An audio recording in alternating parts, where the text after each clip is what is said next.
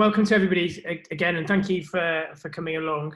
You'll probably know me by now. I'm Chris. I work for on Wholesale News. We've paired up with Women in Wholesale to do this Take Control series. So I would suggest to have a look at our website, to have a look at all the vlogs and webinars that we've done in the past, because there's a whole load of stuff and there's still more to come. But today we're going to do some with Craig McCulloch from DCS, who's going to look at confidence and the importance of that, and actually how to make sure that you remain confident and take control of that. So I'll hand you over to Craig now, and we'll have the comments open as normal, and any questions that you want to ask as well. We'll have a Q&A session at the end. Okay, Craig, over to you. Thanks, Chris. Let's kind of start this off. I thought it would be good to do a personal share, really, of over the last 30 years, some of the things that I've learned about self, about how to manage your confidence and manage yourself. So let me just set an introduction, which is early in my career, I entered, I suppose, a power chamber of advertising agencies. Global advertising agencies where everybody was self-assured, everybody was overconfident, both about themselves and the capabilities and their abilities. And I was neither or none of those things. So I entered this environment which was competitive and yes, very diverse, but very progressive. But I found myself always doubtful and questioning.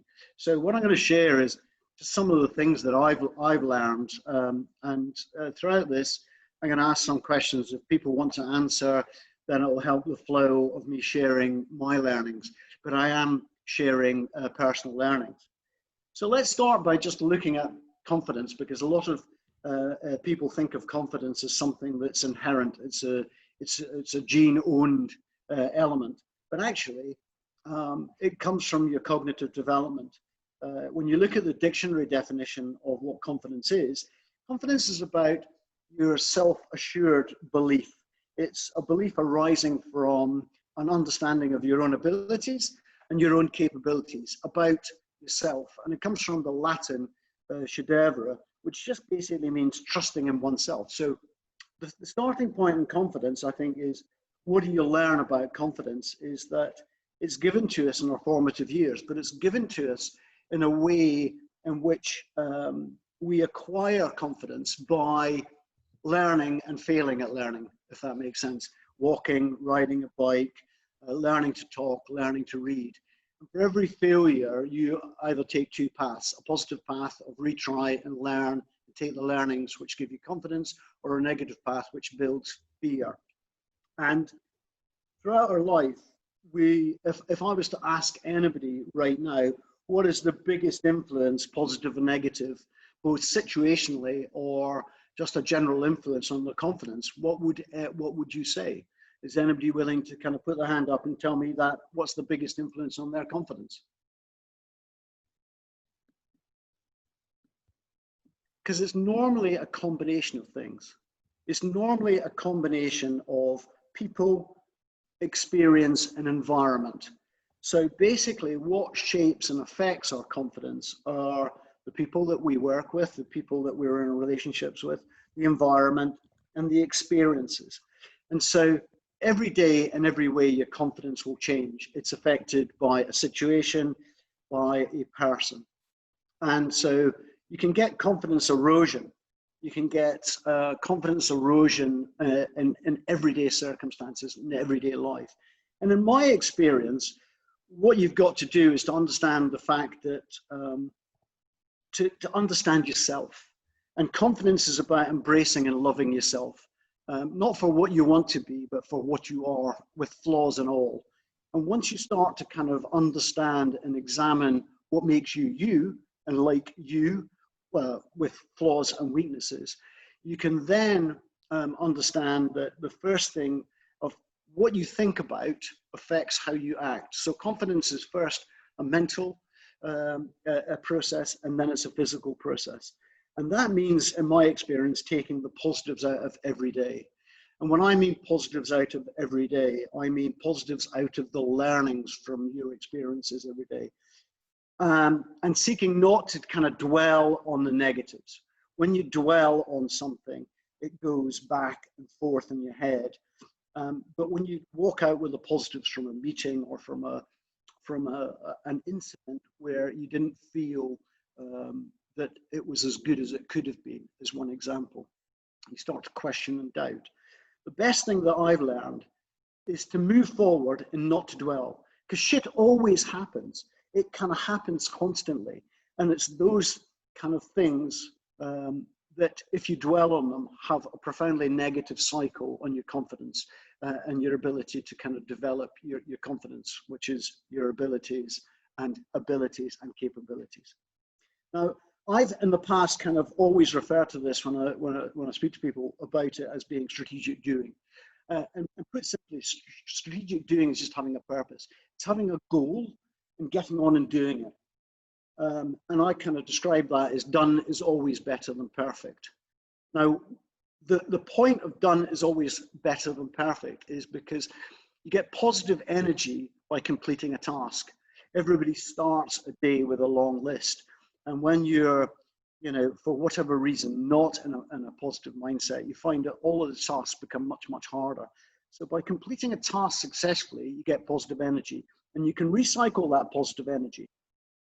But also, if you try and live and think positively, and that is about yourself first and foremost, then it changes the weaknesses that you have in yourself. So often I've spoken to people about stop wishing to be something that you're not, or stop wishing for something that you see in others that you want to have, and actually start to take this build of what you are and try and develop it. Be thankful for what you've got, not what you haven't got. And again, that's a positive spin, but it's something that we all do all the time, and it's ever present in the social 360, 7 days a week environment. So the big thing of context when you're stressful or anxious or feeling low self-esteem is to ask yourself some questions. Ask yourself, what's the worst thing that could happen? Is this decision that I've got to make? Is this presentation that I've got to present life or death? And often if you set a big perspective around what you're trying to do, you can reduce and combat any anxiety and fear, and therefore any confidence erosion that may take place. So when you seek to manage your confidence, you're trying to manage the way in which you think, which directly correlates to the way in which you act. And how you think drives your behavior, and actually negativity really does stalk and sabotage your body language. If you've had an absolute mare of a car journey to work, you've got the biggest presentation in the world to do, you're going to be walking in trying to cleanse your mind, but actually your body language is tense, and all of the attributes are transmitted unconsciously. So the practice is focus on what you know is good about you, your strengths. If you're a great auditor, a great communicator, a great detail person, and try and put aside your weaknesses.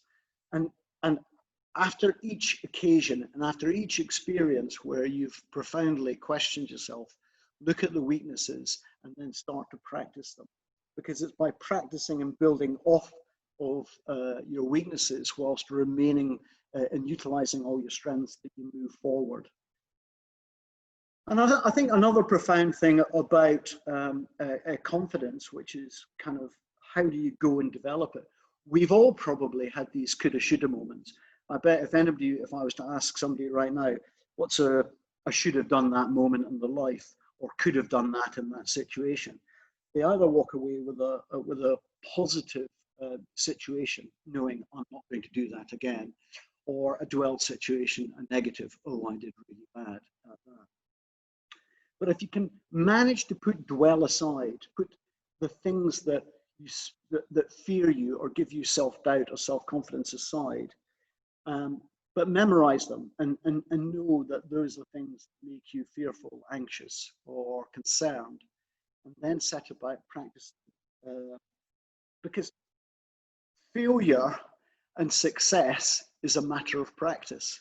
And it's the practice of failures that give you more confidence to go forward. And I know that's a silly equation, but the key thing that I've learned that I want to share is practice done is better than perfect.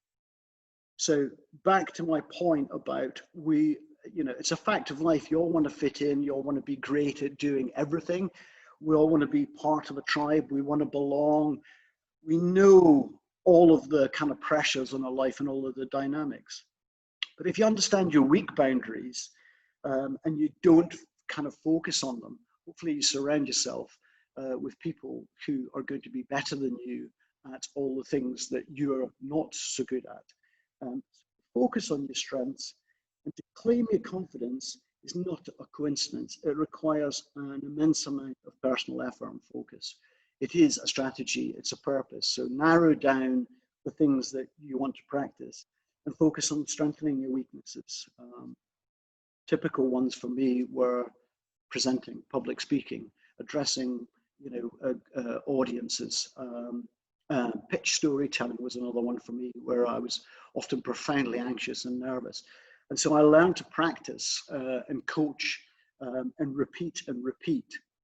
And out of that process, the second biggest thing that I found was embracing the feedback loop, embracing what other people said to you, and being able to listen to their comments.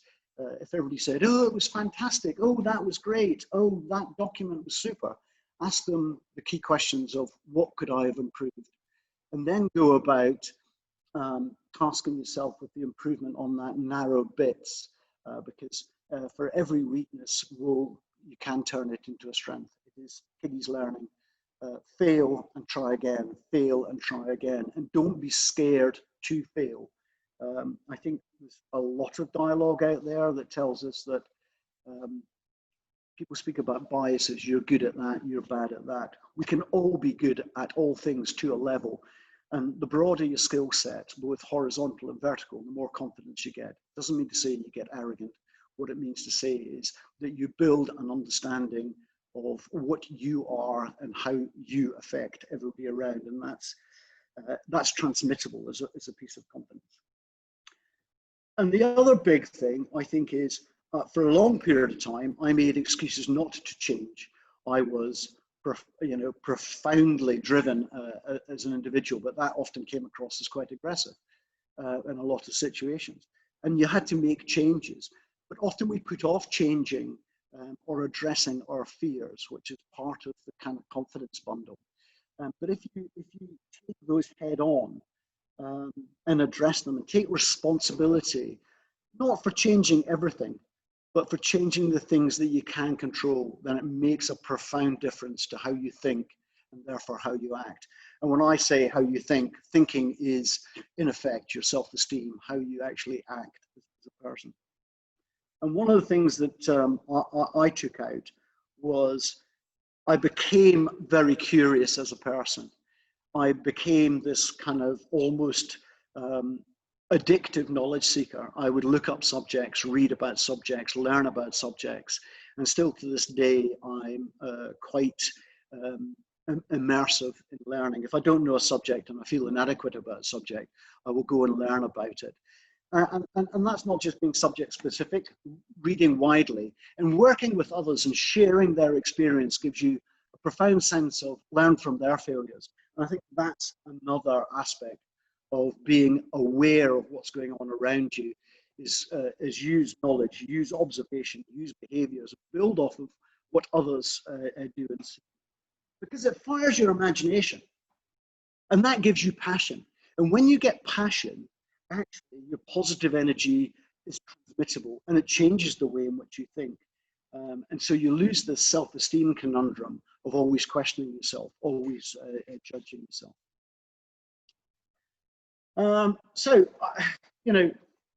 I think my big points are that confidence is something that needs to be developed, and you need to focus or work on developing it all the time. And don't focus on the things that you can control. Focus on the things that you can control. Don't dwell on the can't control things. If there's nobody going to turn up to the seminar, there's nobody going to turn up to the seminar. Have a good time doing the seminar.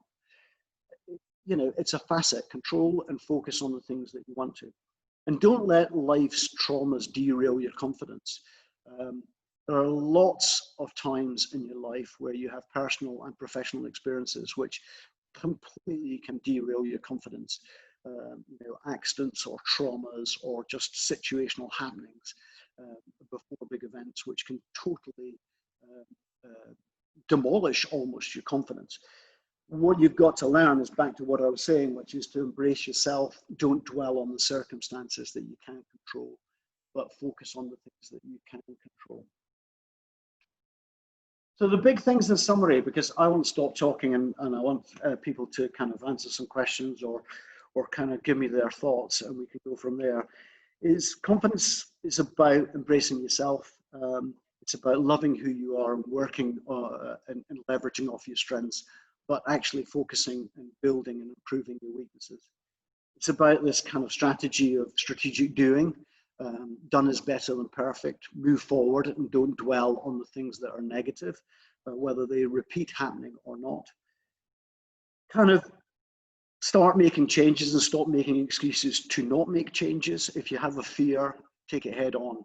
I know it sounds really callous, but actually it's amazing how you can conquer fears by just challenging yourself. That in itself is one aspect, I think, that really builds your confidence. Clearly, sharing knowledge, learning, and self-learning, and leveraging off of others is massive.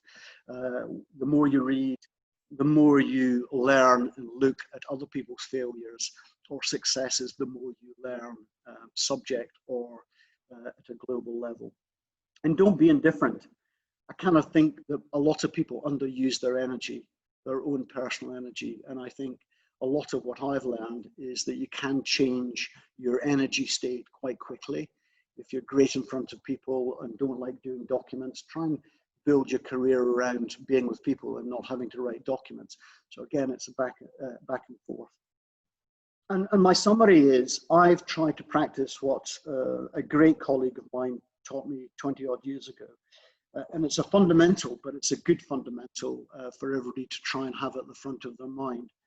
And his fundamental was treat everyone, everything, everywhere as you wish to be treated. Sounds really easy, but in practice it is bloody hard, because it requires you every day in every way to examine the way in which you think and the way in which you act. Therefore, what you feel and your confidence in your self-esteem, and therefore how you act. But when you do that, it's amazing the effect that it has, the positivity and the confidence it gives you to share more and to embrace more. Hopefully that was a whistle-stop tour to some of my learnings, and please, everybody ask a question before I run out of steam. That was brilliant. Thank you, Craig. I guess going off the back of that, yeah, so as Craig says, it'd be great to get some questions from you. I think we've got one in as well already. What would be good actually as well to if people can have a think about, because I know confidence is quite a personal thing. So I guess it would be quite nice if there's anyone that's open to share what has times when they have felt really confident, times when they haven't, because I think that's really important for people to kind of understand that they're not alone, and this is something that a lot of people feel, those feelings and emotions as well. So obviously if there's anything like that as well, would be really good to talk through too. I guess the first question then we've got is from Matt Stanton. So we've got, hi Craig, when something comes along and knocks your confidence, perhaps some criticism that you weren't expecting, what do you do to pick yourself back up again? Well, I think Matt's seen this firsthand in my life, and I'll give you an instance. The kind of shit happens instance where you really have a set of circumstances that you weren't expecting, and they land on your doorstep, and they land unexpected. And the first notable thing that happens is you think of all the negatives. You go, oh, why did that happen? You know, what went wrong? And I always want to express the fact of try and not dwell on it, try and put it in perspective. You know, this happened, I had an accident, that happened, or the presentation was dreadful. is not to dwell on the negatives. Try and think about the positives that's come out. Oh, I can fix that.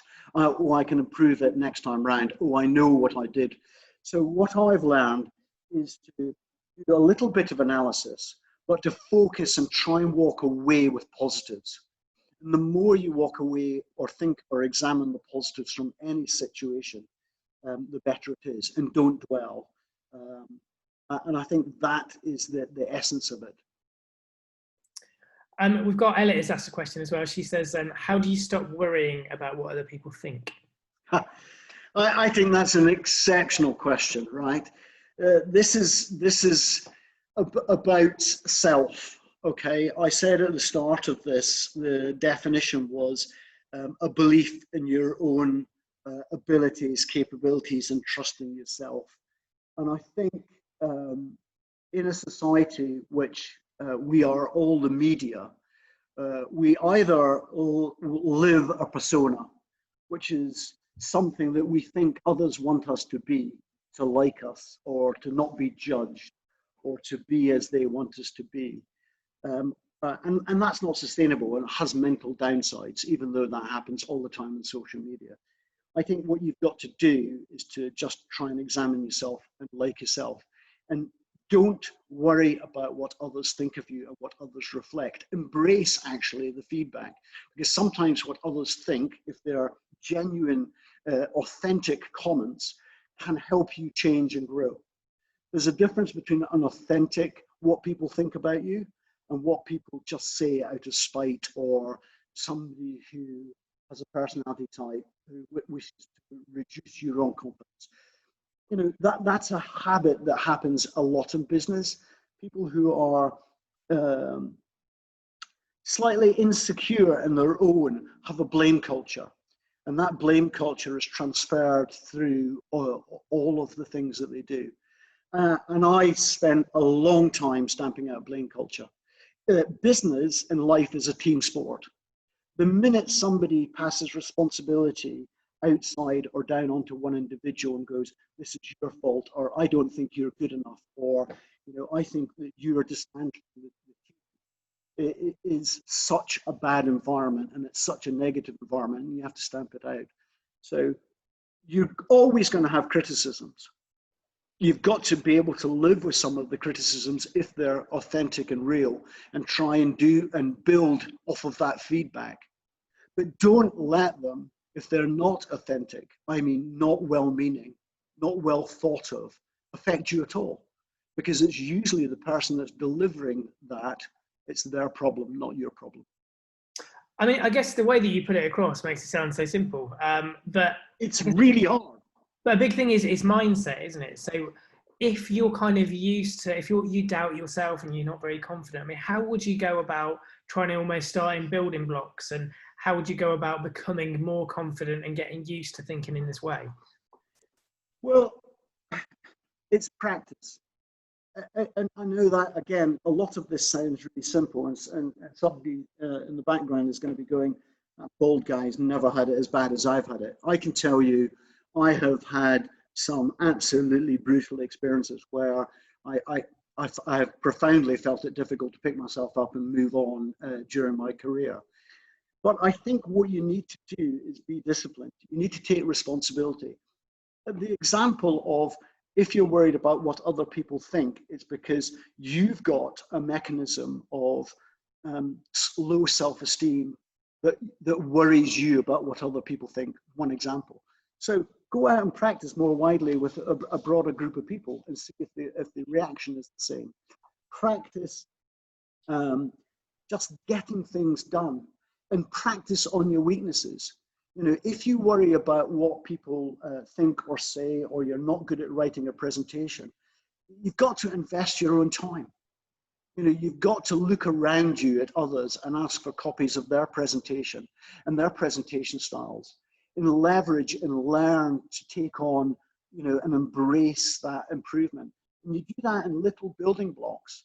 I'll give you a critical example and a very personal example. I had some really difficult experiences when I was in my late mid-teens. I lost a lot of friends and 3 consecutive mountain accidents. And for a long period of time, I blamed myself for some of the circumstances because I was part of a leading group. And it profoundly floored me for about 3 years. I literally became a self-destructive introvert. I could only dwell on if I had done something different, if only I had done. And that, after that deep learning, I got this profound kind of sense of you can't dwell, you can't change the things that you can't control. I couldn't change the weather. I couldn't change what people did. What I can do is I can focus on changing and making sure that that behavior was never repeated. And that's, I think, the biggest thing that I want to share with everybody. Don't think that what you have can be improved on or can be tuned. You know, not everybody is built in the same way. But if you look at yourself and go, I want to change this bit of myself, go read some books. I mean, I could share a reading list, but there are some great people that give you great information, not just about psychologically how you think, because that's the first thing, but how that affects the way in which you act and your performance. So just practice some things, nail down the things that really are fearful or irritable or self-esteem erosions. You know, if you've had a relationship problem and you don't want to enter another relationship, which is another common facet that you bring to work, you bring your personal life to work and it clouds everything. You need to kind of resolve the thing that was so negative, you know, and you've got to take it head on. Excellent. We've had a couple of other questions come through as well. So one from, or a few from somebody you know quite well now. It's Claire, obviously, who's at DCS, and she says, Craig, who's your role model? I assume she doesn't want you to say her. She says, what characteristics do they have, and how do you use this to help yourself? Okay, I have different role models in different life situations. I think in business, Rory Sutherland and Dave Trott are two profoundly important characters in my early career, especially Rory Sutherland, who's now chairman of Ogilvy and Mather Group. But what makes him special is if you read any of his books or his TED Talks, he takes a simple thing and allows you to think about it differently. And an example of Rory Sutherland is, you know, they spent $6 billion taking 8 minutes off of the Eurostar time to Paris. That was a daily trip for me, quite literally, for a number of years. And Rory Sutherland was paid a lot of money to come up with a strategy, and the strategy was actually serve free food and wine for the whole journey, and nobody will worry about the 8 minutes that's longer, and it would only cost £500 million.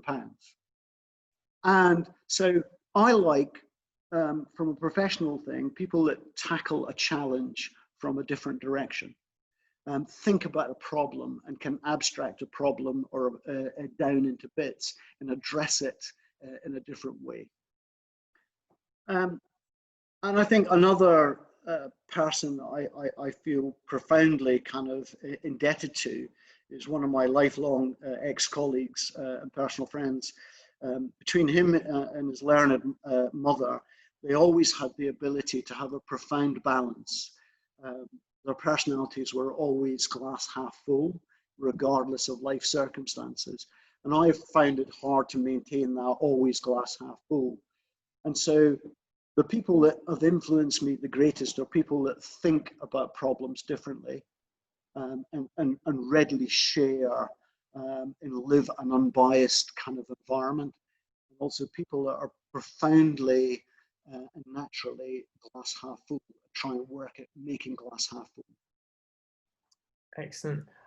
We've got another question from Samantha, who asks, how do you deal with somebody that is trying to knock your confidence? Again, I think this is a common, if somebody is trying to undermine your capabilities, abilities, or your personality, is to dominate or to change you in any way, which is profoundly unfair, which happens a lot of times in any environment. You have to join the tribe or be part of the tribe or be me too. If somebody tries to change you, I think you've got to take it head on, and you've got to examine what is it that they're trying to change. Is it good or is it a bad thing?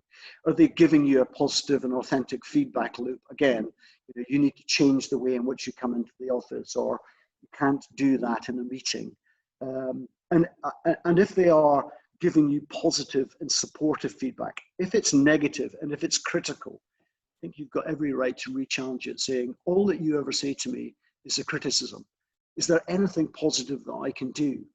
And again, you've got every right, regardless of where you are in a business. And again, this is a great lever. It doesn't matter where you stand on the stack of strata. You need to treat everybody like you want to be treated. If you go around criticizing everybody all of the time, all that you are is a negative pariah. And everybody will perceive and see you as that. So challenge them. What is it that I do great? But because all I hear is negativity, or you want me to do something that you know that I'm not capable of. Can you help me do that? So you've got every right as a human in every environment to re-challenge or to re-examine what people are expecting. You don't just have to roll over and accept. And I think that's really important that everybody understands and learns that through their career. Excellent, fantastic. I guess, I mean, you've spoken about a little bit about your experience as well. So final question for me really is, I guess, if you know, you must have worked with people who were supremely confident. Is there anything that kind of sticks out in terms of the benefits of being confident? Do you think that people sometimes get a little bit further because of their confidence, perhaps, than they would have done if they weren't? Yeah, I think there's a difference between confidence and just a big, loud personality. There's a separation. If somebody is confident because they've got fantastic ability, they are just, so good at most things that they do. That does come with confidence. I also met a lot of people in their early career who were confident but didn't have the ability, and they grew their abilities, and that grew their confidence. I think the boundary is arrogance as opposed to confidence. And yes, I would separate out, I know a lot of people who don't worry, who are confident. I think don't get stressed in any situation because they've learned to compartmentalize what I was speaking about, which is don't dwell on the negatives. Dominic Delpour, who was the chairman at Havas Media, a very, very good example. When the Bollaries took over and he was kind of moved sideways, it would have knocked somebody's profound confidence. Dominic Delpour did a world tour of speaking just about the subject of corporate politics.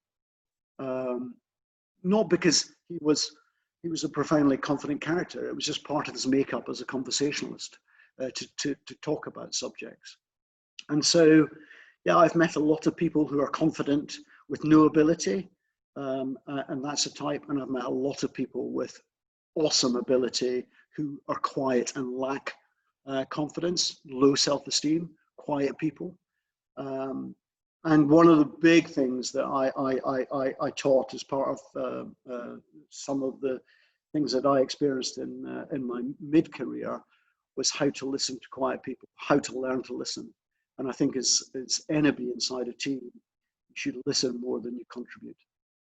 Because I guess that touches on quite a good point, actually, because I guess a lot of people must work with people who, as you say, have got the ability, but you almost need to coax some of it out of them. So have you done that? Have you helped somebody to do it? And have you got any tips for people who would try to coax more out of an individual? Yeah, I mean, here's two different examples. I'll give you two extremes of personalities in a dynamic. I worked for 18 years with an extremely talented technologist. There wasn't a piece of technology that this chap couldn't get his head around, both in terms of what I had to do and to do it. But he could never communicate it in simple terms. He could never break it down. He would just go and build a prototype and then show everybody the prototype. But he still couldn't explain what the prototype was doing in relation to the brief, because he wasn't a natural communicator. And I just, what I pointed out to him was, you do extraordinary work and then you underplay and under-demonstrate just what you have achieved. Why do you do that? And he said, everybody should see it as I see it. It's a brilliant piece of work. It's fantastic. It does exactly. But they don't, he said, because they don't understand what I do. And I said, it's your job to break it down into simple terms. And so we just, over a period of about 2 years, in every scenario, instead of me presenting the technology, I gave him 50% of presenting the technology of what it was going to do. And over a period of time, he learned to talk plain English. And he became profoundly powerful. In fact, much better at it than I, because he understood it. What he failed often to deliver was the benefit and how it was going to be achieved, rather than the technical, what it's going to do. And when he overcome and balanced those two things, just by role play, he became a profoundly powerful communicator. Another instance, there's a great intellect academic, information architect that I worked with, and she was just profoundly data analytical, but the quietest personality in the room, never contributed to anything. No team sessions, no ability to collaborate. And she'd always come out of the meeting and go, I made some notes, here you go. And I said, why didn't you share those with the team? And she said, I didn't feel appropriate, I didn't want to stand up, and I didn't want to speak. And so what I did was I always had a question or asked for her contribution right at the start of a meeting before anybody else has contributed. And that led the discussion. And often you have to identify that quiet or different personality types, different confidence levels, different levels of projection and empathy have a great benefit in a team. And you just have to identify how to make the most out of those, and then profoundly help people where they underplay their value or underestimate their capabilities or underestimate what is their natural ability, and get them to realize that they can use it. Excellent, fantastic. Well, unless there's any other questions from any of the people involved, I think we're here. So is there anything else you want to mention, Craig, before we finish? No, I mean, you know, I don't know if we can share those summary notes. I think we've touched on, I think, the critical big things, which is, you know, an embrace and like yourself. There's always going to be flaws. Gosh, we've all got them, but try and make changes, and seek out people who are going to support you and mentor you and help you improve your weaknesses and carry out that practice. And the living point about don't dwell, move forward. Yeah, there's a lot of you know, shit that's going to happen. Control the things that you can control, and don't worry about the things that you can't control. Fantastic. Well, thank you very much. It was really good. And I think what we'll do, we will share by the end of the week the video onto the Wholesale News website. As I say, again, go over there. There's all sorts of things going on. And there'll be other events like this, like coming up too. So we'll see if there are some others that we could get you all involved with again. Okay, well, thank you very much, and I appreciate all the questions we've received. Thank you, everybody. Thanks for listening. Hopefully it was of value.